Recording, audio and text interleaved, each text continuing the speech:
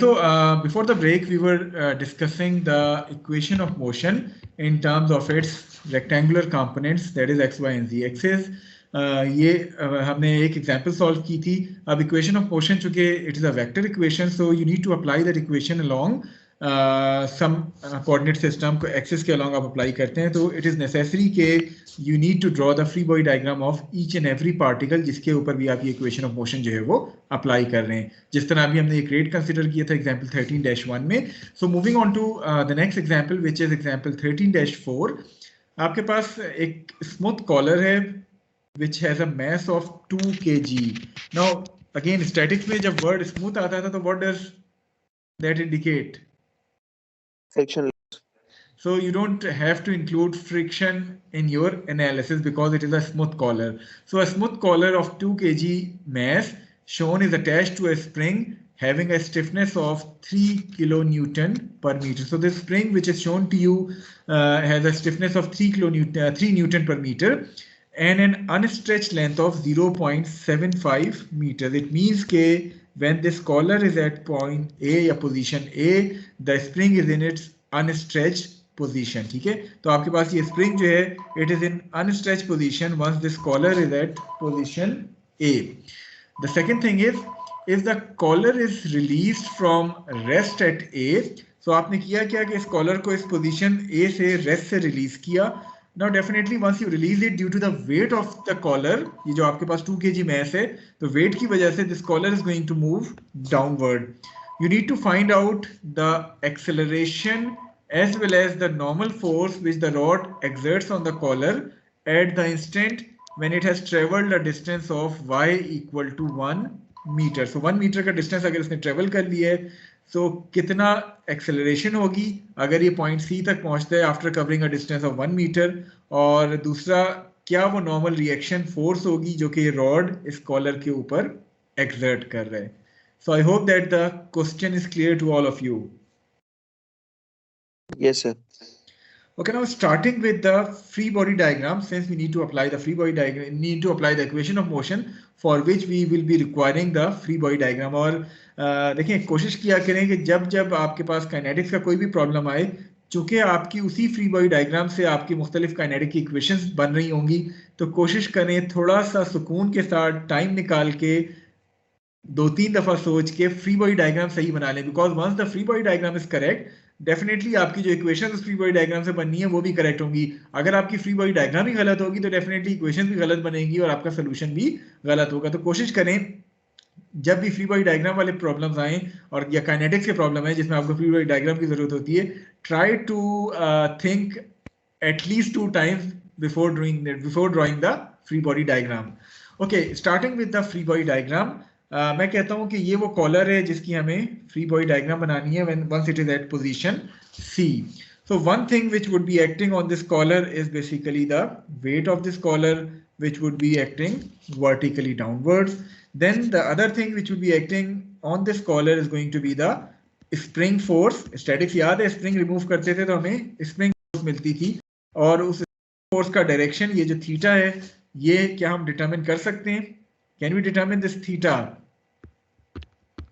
Yes, sir.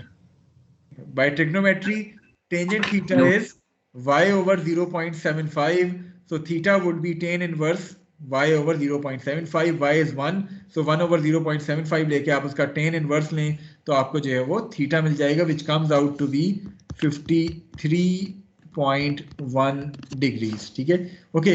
सो आपने ये दो चीजें शो कर दी on the free body diagram. One is the weight of this collar which is acting downward, the other one is the spring force which would be acting in the direction जिस direction में ये spring लगा हुआ है. तो theta के साथ आपने इसका ये डायरेक्शन जो है वो मेंशन कर दिया. और कोई चीज जो आपके ख्याल में इस फ्री बॉडी डायग्राम पे आनी चाहिए? Sir, normal force. Okay, normal force आएगी. So what should be the direction of that normal force? Sir लेकिन ये तो कॉन्सेंट्रिक है, कॉलर हर साइड से लेके हर साइड से लेके, लेकिन वो तो इक्वल होगा. क्या इक्वल होगा? नॉर्मल फोर्स सर, मतलब वो जो रॉड कॉलर पे नॉर्मल फोर्स लगा रहे हैं तो हर डायरेक्शन में फोर्स आ रही है तो इक्वल नहीं होगा. Although if I consider this collar as a rigid body, तो रिजिड बॉडी का क्या मतलब है कि इस कॉलर का ये जो इंटरनल सरफेस है इस सारे के ऊपर ये रॉड के साथ कनेक्टेड है, ऐसे ही है। कॉलर और रॉड का कनेक्शन किस एक्सिस के अलोंग है? y एक्सिस के along. So if I am considering this collar as a particle और मैं कह रहा हूं कि कॉलर और रॉड का कनेक्शन y एक्सिस के अलोंग है, so once I remove this connection what should be the direction of normal force? किस एक्सिस के अलोंग वो एक्ट करनी चाहिए? नॉर्मल फोर्स है ना, बाय डेफिनेशन आपका जो कॉन्टैक्टिंग सरफेस है अगर वो y एक्सिस है तो the normal force is going to act in a direction which is opposite और 90 degrees with respect to the contacting surface. So इसका मतलब क्या है कि आपके पास जो नॉर्मल फोर्स है it is going to be along this x axis. अब इस x एक्सिस में towards the positive x axis या towards the negative x axis, किस डायरेक्शन में आनी चाहिए? towards the negative x-axis. Okay, towards the negative x-axis. Why? My question is why?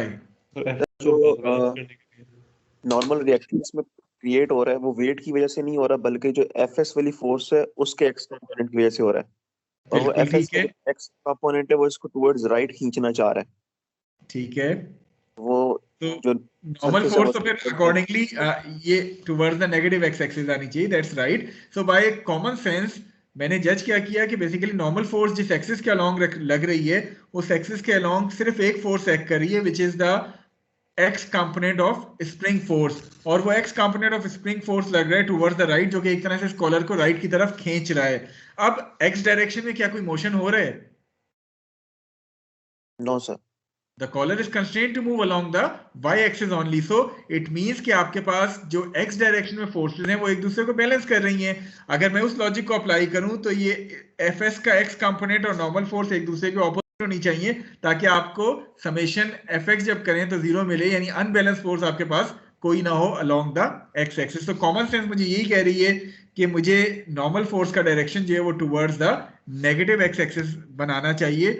तो मैं इसको फिलहाल के लिए यहाँ towards the negative x axis को नॉर्मल फोर्स के तौर पे बना लेता हूँ। लेकिन अगर सिचुएशन ज्यादा कॉम्प्लिकेटेड हो जाए, आपसे जज ना हो रहा हो कि ये पॉजिटिव एक्स एक्सिस में आनी चाहिए या नेगेटिव एक्स एक्सिस में, तो आप इनमें से किसी एक डायरेक्शन में इसको अज्यूम कर सकते हैं। वही जो तरीका हम स्टैटिक्स में यूज करते थे, it is an unknown force, बाकी तमाम चीजें आपको नोन है, there is only one unknown force which is the normal reaction force.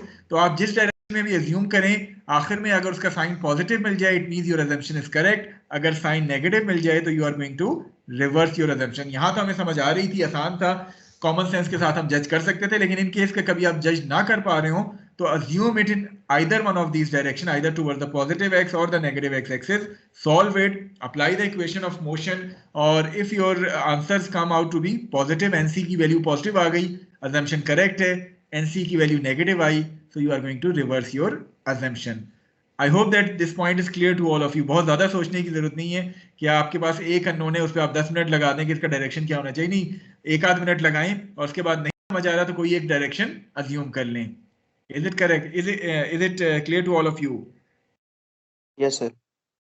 Okay, so our free body diagram is now complete. We need to now apply the equation of motion. So moving towards the solution of this problem, the coordinate system which we are going to use here is positive x-axis, which is defined towards the right, and since all the motion is towards the downside, so instead of taking positive y upward we have taken the positive y as downward, so that हमें खामखा में negative sign हर चीज के साथ जो है वो ना लगाना पड़े। So the axis system which are using is positive right and positive downward. So applying the equation of motion, which is summation fx equal to max, as we have discussed earlier, the forces which are acting along the x-axis is, one is this force nc, normal reaction force, that would be acting towards the negative x-axis. The other one is the component of spring force which would be acting towards the positive x-axis, and that component is fs cos of theta. So this would be your equation number one. The forces which are acting along the y-axis, and again taking positive y downward, the forces which are acting is, one is this weight which would be acting downward, the other one is the component of fs which would be acting in the upward direction. And since you are taking positive downward, so weight के साथ plus sign आया है और component जो spring force का उसके साथ negative sign आया है। x डायरेक्शन में चूंकि कोई मोशन नहीं हो रहा था, so ma would be equal to 0, right side आपकी इक्वेशन नंबर 1 की 0 हो गई। As far as the right side of equation 2 is concern which is summation fy, आपके पास may आ जाएगा, m आपके पास 2 kg है mass of this collar, a is the acceleration which is unknown here. So overall there are 3 unknowns in this equation. One is this normal, an unknown quantity, second one is the spring force, and third one is the acceleration. So these are 3 unknown quantities here. So you need at least 3 equations in order to solve the system. तो वो तीसरी equation आपको कहाँ से मिलेगी? वो तीसरी equation आपको स्प्रिंग फोर्स से मिलेगी, Fs इक्वल टू Ks. और अगर आपको याद हो स्टैटिक्स में हमने पढ़ा भी था कि स्प्रिंग फोर्स जो है it is going to be 3 into L minus L naught, where 3 is the value of K, and L minus L naught के स्प्रिंग पे अपनी अनस्ट्रेच लेंथ से कितनी चेंज आ रही है once this collar has move to position C. So L minus L naught आपको find करना है. This L naught which is the unstretched length of the spring, it is given to you as 0.75. जहां तक ताल्लुक इस length L का है तो बेसिकली वो लेंथ ये आपको रिप्रेजेंट हो रही है. So this is the length L which you need to determine by Pythagoras theorem.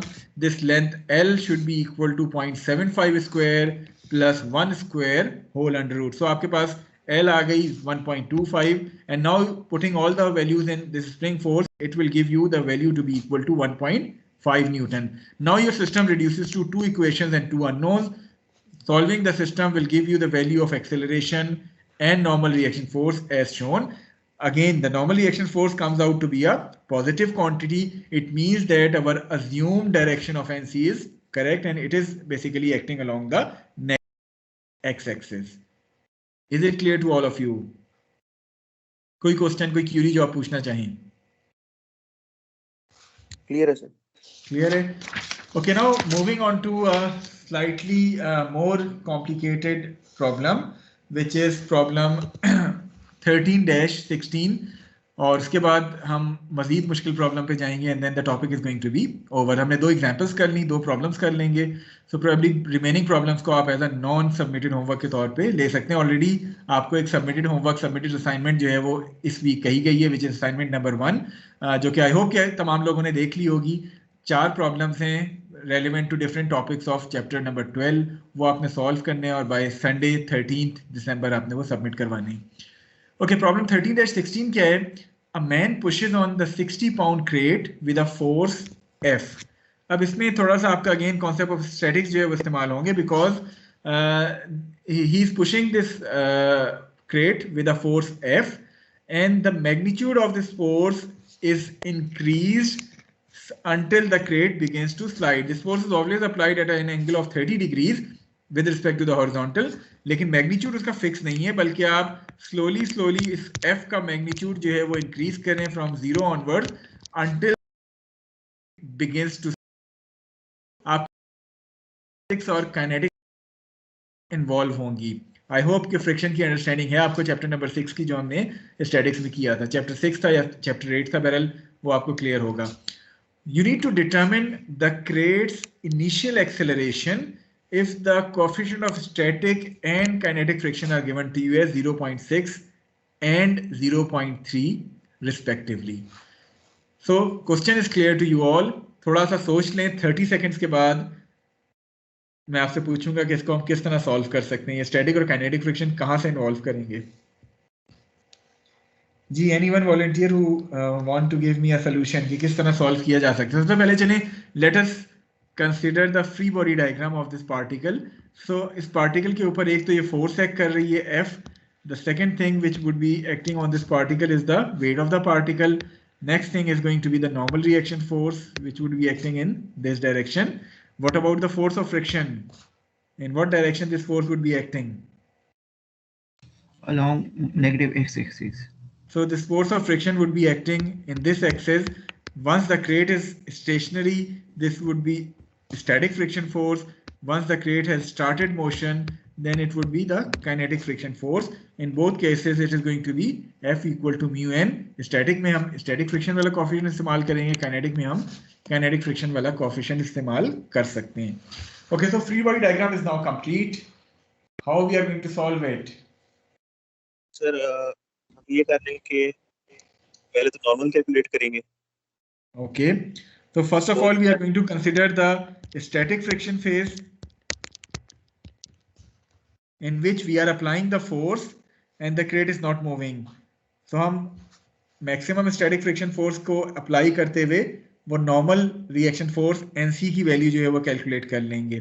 उसके बाद सर बगैर स्टैटिक और डायनेमिक को कंसीडर किए ही नॉर्मल निकल आएगा वैसे ही, मगर इन टर्म्स ऑफ इट्स इक्वेशन कि वेट प्लस एफ साइन 30। अब ये है कि जो काइनेटिक कोएफिशिएंट है ना, do you know the 0.3 value, do you know the value of f? Sir वो कैलकुलेट कर लेंगे ना नॉर्मल, No, उस sir. टर्म में, उसकी टर्म में निकल आया ना फिलहाल तो। ठीक है, और दूसरा ये कि जो एफ कॉस 30 वाला कंपोनेंट है वो आ जाएगा equal to N C multiply by जो इसका 0.6। मैस है, एन सी मल्टीप्लाई बाय 0.3। चलें चलें थोड़ा सा सोल्यूशन देखते हैं। ओके, स्टार्टिंग विद द दोनों सोल्यूशन दोनों जो इक्वेशंस है ना, ये एफ और एन की सॉल्व कर टर्म में है, इनको साइमल्टेनियसली सॉल्व करेंगे तो दोनों की वैल्यूज आ जाएंगी। That's correct. So, starting with the static friction phase, in which we are going to consider that the crate is not moving, although NC depend नहीं कर रहा होता क्रेट के मोशन पे, आपके समेशन Fy जो है वो यही इक्वेशन रहेगी दोनों सूरतों में।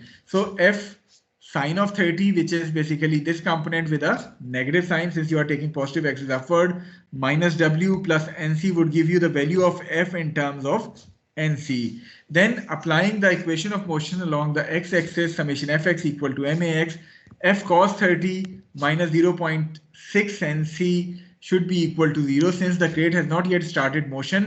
So आपके पास a जो है वो 0 होगा, crate is in equilibrium, so आपके पास right side 0 आ गई, ये equation आपके पास 1 आ गई है, ये equation आपके पास 2 है. So once you solve these two values, these two equations, you are going to get the value of NC which is 91.8 pounds and the limiting value of this force जो कि static friction को overcome करने के लिए आपको चाहिए crate को motion देने के लिए. So this is basically the maximum, this is basically the minimum value जिस पे ये क्रेट मोशन जो है वो स्टार्ट कर देगा. आई होप कि यहाँ तक क्लियर है एक को. Yes sir. Okay, now once this crate starts motion, हमें फाइंड क्या करना था कि कितनी एक्सेलरेशन के साथ ये क्रेट जो है वो मोशन स्टार्ट कर रहा है. तो once this crate has started motion, just started motion, drawing the same free diagram, लेकिन अब चेंज सिर्फ क्या है कि आपके पास यहाँ फ्रिक्शन फोर्स जो है वो काइनेटिक फ्रिक्शन आ जाएगी. So applying summation F x equal to m a x, but now we are going to find the value of this a x. अब हम जीरो नहीं कर सकते since the crate has started motion with some acceleration. आपके पास F cos 30 जो है वो उसका कंपोनेंट आ जाएगा, 0.3 एनसी फ्रिक्शन फोर्स आ गई.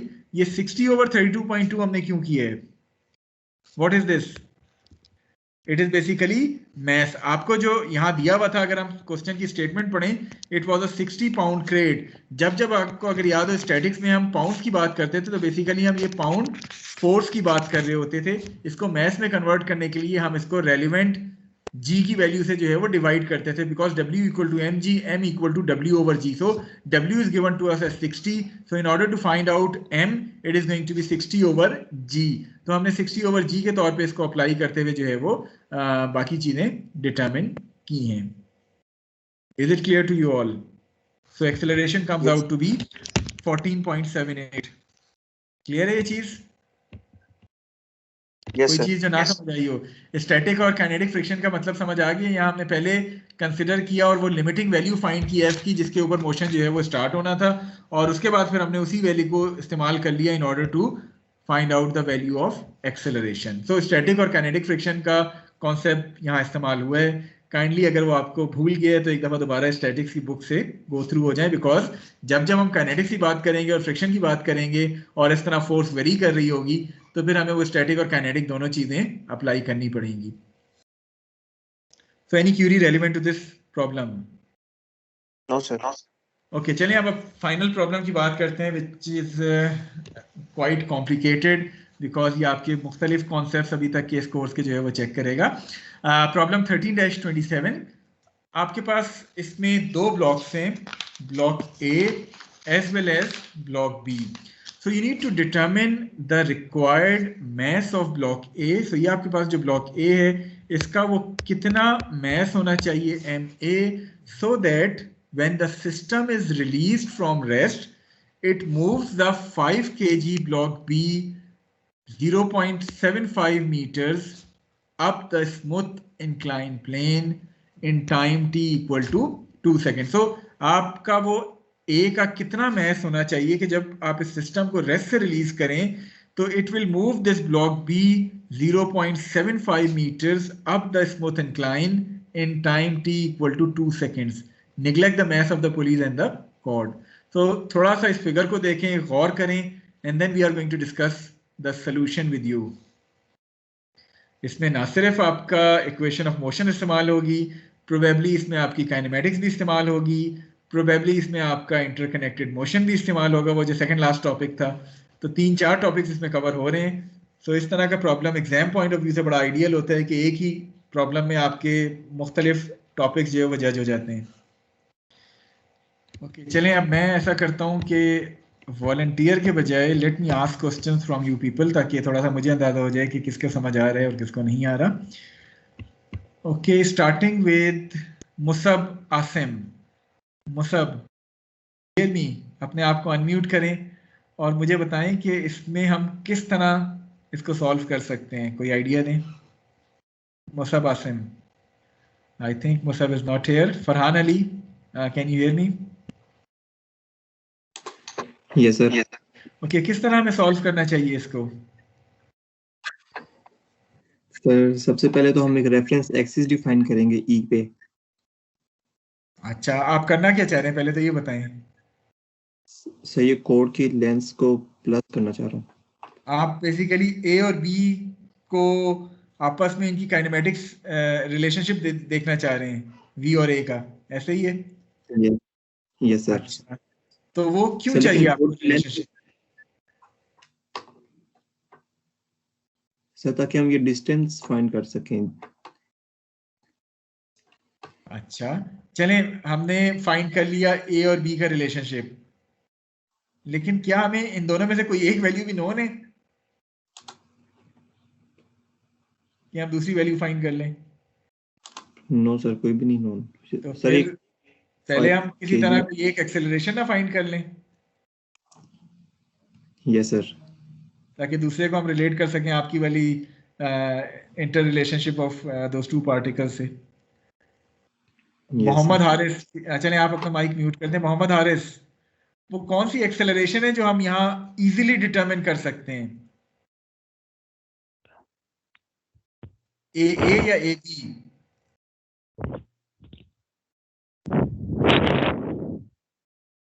सर एक ही डिटरमिन कर सकते हैं. कैसे करेंगे, थोड़ा सा मुझे आइडिया देंगे?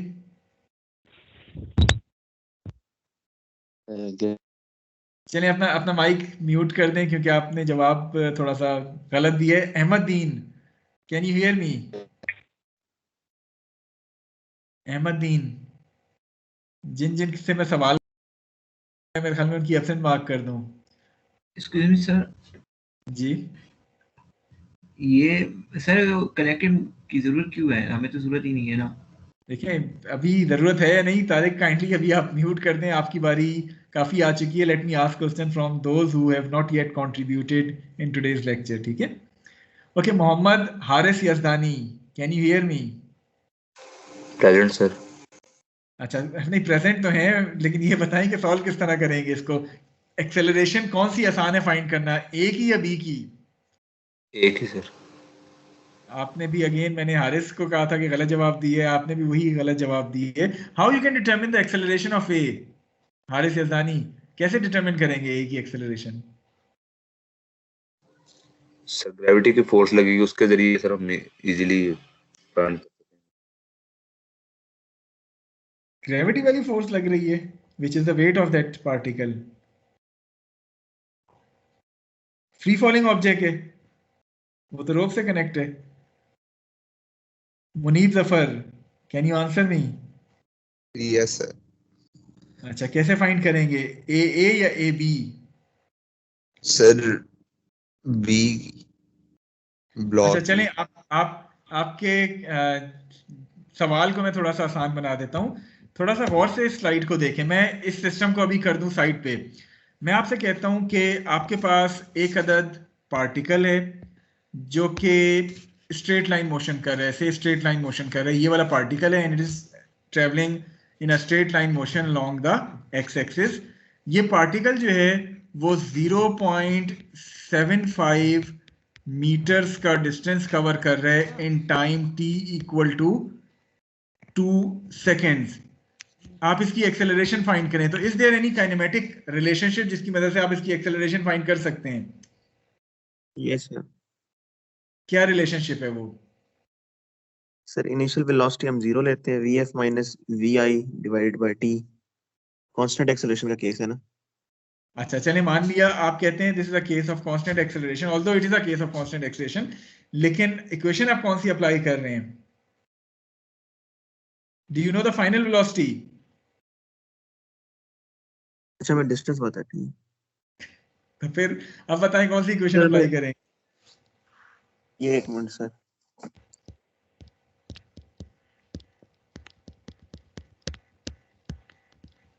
क्या ये इक्वेशन नहीं होगी? s is equal to vit plus, हाँ सर ये. So s equal to s not plus v not t half ac t square. अगर मैं कहूँ कि जहां से स्टार्ट हो रहा है इसको 0 ले लें s नॉट को, so it would become s equal to vit plus half at square. Do you know the value of vi? Yes sir. उसने कहा रिलीज्ड फ्रॉम, यानी कि 0 थी स्टार्टिंग It is में. released from rest, so v naught would be equal to 0. AC is given to you, AC जो है वो आपके पास unknown है, टाइम पता है 2 सेकेंड, s पता है 0.75 second. So once you solve it, the value of AC would comes out to be something. तो ये तो आपके पास स्ट्रेट केस था, B यही मोशन नहीं कर रहा, तो we can find out the value of AB by using this particular kinematic equation. जहां तक ताल्लुक इस बात का है कि क्या ये कांस्टेंट एक्सेलरेशन का केस है या नहीं, हम ये क्यों कांस्टेंट एक्सेलरेशन वाली इक्वेशन अप्लाई कर रहे हैं? देखिए इसमें इसका मास कांस्टेंट है, इसमें इसका मास कांस्टेंट है, so there is nothing which is varying here, so that's why आपके पास एक्सेलरेशन b की जो है वो कांस्टेंट आएगी. Is this point clear to all of you? Yes sir. चलें दूसरा अब एक स्टेप जी बताएं, पूछें. एक्सेलरेशन ऑफ ब्लॉक बी और acceleration of block A same होंगी?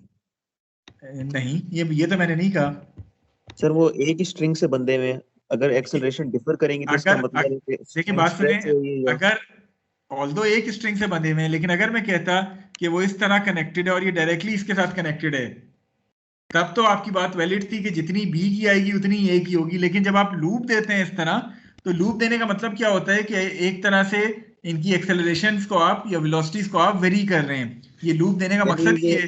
थर्ड पुली है ये. अच्छा ठीक है, वो लीवर से जुड़ा हुआ नहीं है. नहीं, वरना अगर सब कुछ स्टेशनरी होता फिर तो कोई मसला ही नहीं था. This pulley D is also moving up and down, जिसकी वजह से आपका ब्लॉक ए जो है वो अप एंड डाउन मूव कर रहा है. पुली ई और सी जो है वो फिक्स हैं, लेकिन पुली डी जो है वो मोशन कर रहा है. ठीक है, सो अब हम क्वेश्चन के ऊपर दोबारा वापस आते हैं. मैं let me clear the screen. हमने एक पार्ट तो कर लिया कि हमने कहा किसी तरह हम काइनेमेटिक्स को इस्तेमाल करते हुए we can determine the acceleration of B. अगला स्टेप क्या होना चाहिए? ए बी हमें नोन हो गया. Who is the volunteer who want to discuss the next step of the solution? इस AB के साथ हमने करना क्या है? क्या इसको मैंने AA के साथ रिलेट करना है? सर यहाँ से हम वो यहाँ से फोर्स निकाल दे तो उधर हमें लग जाएगा कि कितनी फोर्स लग रही है इस डायरेक्शन में. फोर्स मींस टेंशन निकाल लें. Yes sir. ठीक है, चलें AB की वैल्यू मिल गई. आपने इसकी फ्री बॉडी डायग्राम बनाई, और इसकी फ्री बॉडी डायग्राम बनाने के लिए जब आपने समेशन Fy, सपोज मैं कहता हूँ ये हमारी y एक्सिस समेशन Fy किया, आपको से T की वैल्यू जो है वो नोन हो गई. उसके आगे ही कहानी. T भी नोन हो गया, AB भी नोन हो गई, लेकिन क्या A भी उतनी एक्सेलरेशन से मूव करेगा? हमें तो इन द एंड इसका मैथ चाहिए ना. तो इट मीन्स के इसके ऊपर मैं इक्वेशन ऑफ मोशन अप्लाई करूंगा. इसके ऊपर इक्वेशन ऑफ मोशन अप्लाई करने के लिए जब मैं इसकी फ्री बॉडी डायग्राम बनाऊंगा ए की, तो फ्री बॉडी डायग्राम इसकी कुछ इस तरह की होगी कि ऊपर 3t लग रहा होगा, नीचे इसके WA लग रहा होगा, और साथ साथ इक्वल टू 0 नहीं करना है, स्टैटिक्स आप नहीं पढ़ रहे, साथ साथ ये किसी ना किसी एक्सेलरेशन से जो है वो मूव कर रहा होगा. So summation Fy equal to MAy होगा आपके पास. अब क्या ये AA और AB को मैं किसी तरह रिलेट कर सकता हूँ, और कर सकता हूँ तो कैसे? जो टेंशन जो AB की टर्म्स में टेंशन निकलेगी हमारी, आपके पास देखें, आपने वो टॉपिक पढ़ा था इंटरकनेक्टेड मोशन वाला, अगर मैं इसको डेटम कंसिडर कर लूं, इसको मैं एस बी कंसिडर करूं और इसको मैं एस ए कंसिडर करूं, so can I follow the chord and what that equation should look like? 2SA plus SB equal to L. 2 or 3? Sir, 3, sorry. So 3SA plus SB should be equal to L. So this will give you a relationship between AA and AB. So अब आपको AB का relationship मिल गया. अब आपका solution जो है वो थोड़ा सा आसान हो जाएगा. So let us move to the solution of this problem. मैं complete solution करा देता हूँ, फिर आपकी queries जो हैं उसको जो है वो address करेंगे. So starting with the solution. First of all, जिस तरह अभी हमने discuss किया, we are going to draw the free body diagram of this block B, which is shown to you here. The forces which are acting here are the weight of the block B, the normal reaction force and tension in the chord. चूंकि smooth block था, surface smooth था, तो friction नहीं आई. In case के smooth ना होता तो then the force of friction would then act in this particular direction, but right now since the block is smooth, so there isn't going to be any force of friction. So applying the equation S equal to x naught plus v naught t half ac t square, it will give you the acceleration of B to be equal to 0.375. Simply आपने kinematics का इस्तेमाल करते हुए ये AB जो है वो find कर ली है. Then applying the equation of motion on this block B along the y-axis, summation Fy equal to ma y direction में जो फोर्सेस एक्ट कर रही हैं, सॉरी ये x डायरेक्शन में मैं अप्लाई कर रहा हूँ, x डायरेक्शन में जो फोर्सेस अप्लाई हो रही हैं, this not y, this summation fx equal to max because I am taking the axis direction as x and y. So summation fx equal to max t minus wb cos 30 should be equal to m which is 5, a which is 0.375. so this will give you the tension in the chord which is 44.35. so tension मिल गई, आपको acceleration मिल गई. Now you have drawn the free body diagram of this pulley D, और इस पुली D की free body diagram पे आपको 3 T ऊपर की तरफ नजर आ रहे हैं, which are being not balanced but which are being countered by W A which is acting in the downward direction. So ये आपके पास फ्री बॉडी डायग्राम है. उससे पहले आपने किया क्या कि आपने लेंथ ऑफ द कॉर्ड की इक्वेशन से इस AA और AB को आपस में जो है वो रिलेट कर लिया था. So this is how you have related AA and AB.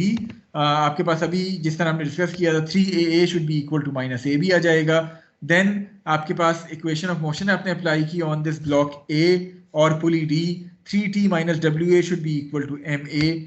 WA क्या होता है? MAG के बराबर होता है. So once you solve it there is only one unknown quantity which is MA.